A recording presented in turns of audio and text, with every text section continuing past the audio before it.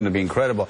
And we all said the same thing. I mean, it was going fine. I didn't. I thought he was good. But then he talked about we all go to our local grocery store, except when we have our help go to our local grocery store. And the local grocery store in his town is not the local grocery store. Just I'm just saying. I mean, and people go to grocery stores for different reasons. But anyway, why can't they just say, guess what? Here, I'll do it. I used to not have money at all. I remember I had to, I had to borrow $150 stop. I don't like it when you do the imitation. From my parents to get my son Joey a bass guitar. Stop. And now scratching your face. I did. And guess what? Now I got money. I got lots of money. So how about this? And I worked my ass off to get lots of money. And I worked around the clock for 25 years to get lots of money. And you know what? I am blessed. I am blessed to be an American. I am blessed that hard work pays off. I'm blessed to be the luckiest guy on the face of the earth. But yes, I'm rich. But that's not the issue, because FDR was rich. Reagan was rich by the time he was president.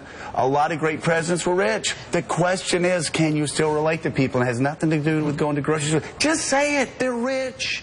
And get over it. We don't care. We're proud of them for working hard and making money. So that could be Bill Clinton's response. I think from the get-go, Hillary Clinton's could have been so different and so groundbreaking. I think she could have actually said, no, we've done incredibly well. We left the White House in debt, but that was so easily fixed by all the work that we were able to do. And quite frankly, put aside what Bill made, I made a lot of money. Gene, and I want to be a groundbreaker for women and make sure I lift them up and help many more women make a lot of money. Would that have hurt people? Yeah. It's the difference between Republicans and Democrats. We're proud when we work hard and make lots of money. Well, I think some Democrats are just guilty. Maybe they feel guilty about being rich. Women feel I see one over here that's really proud. Ari's here. Ari's very proud to be rich. Ari's over there. Oh, my Lord. And he's thinking, I'm rich. He just took a bath in money. But why can't they just say, Gene, I'm rich and I'm proud of it?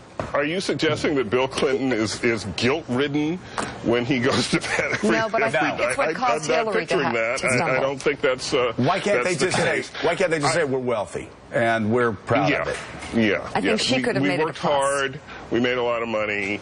God bless America. And by the way, I thought he did say that, though. Look where they started. He did say that. Well, they did, but then he did the old local grocery store. Who cares? You started because that's part of the argument against. Part of the argument against her is that because she has found herself in a different financial situation, that she's somehow at a loss the ability to understand. That's the argument.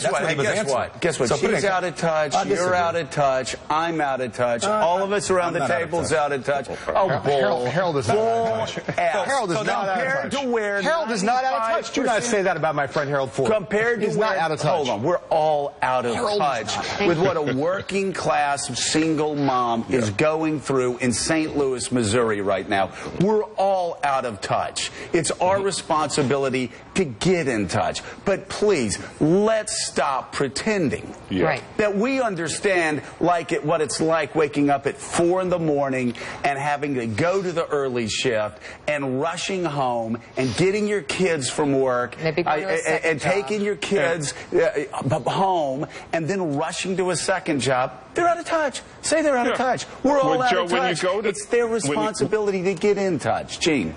Yeah, no, the difference is when you go to that local grocery store and mingle after you've mingled with, with the townspeople, are you at all concerned when you're in the checkout line? Do you just get what you want, or are you standing there weighing, well, gee, if I buy, the ground beef, I can't afford, this other thing that my kids need. I mean, that's the difference. They ain't in East St. Louis. They're in Chappaqua, New York. There are not many politicians who I'm not knocking them here who face the kind of predicament that Gene just described. I'm not saying there are none, but there are not many. The question becomes, what kind of policies, what kind of ideas do you put forward to try to correct those challenges and try to deal with and help people confront challenges like the ones you described, Joe? And I would argue Hillary Clinton and Bill Clinton, for the bulk of their public life, if not all of it, have been dedicated and devoted to that, as well as many Democrats and other Republicans. I agree with you. We're saying, and that's the argument. I do think she should have said the same thing. Mika, as I said last week, by the time somebody's in a position to run for president of the United States and win, They have been in a bubble for 20, 25 years. The Clintons had people driving them around as governor for 20 years or whatever. Reagan was a movie star for 20 years. Go back and back. Everybody's in a bubble. So the Clintons can just say it and move the hell on. I think she and talk about helping working class Americans. Still ahead on Morning Joe, celebrating an American hero. You agree with me? I always agree with you. Thank you. You were so America's most recent Medal of Honor recipient, William Kyle Carpenter, joins us here on set with his remarkable story. That's coming up in our 7 o'clock hour. Up next, an early draft of Bob Dylan's Like a Rolling Stone is auctioned off for a ridiculous amount of money. Plus, save your notes. Save your notes, Harold. Yeah. I bought it. Save your notes. Save your notes. We'll auction those later. And I went to a grocery store to show it off in my hometown.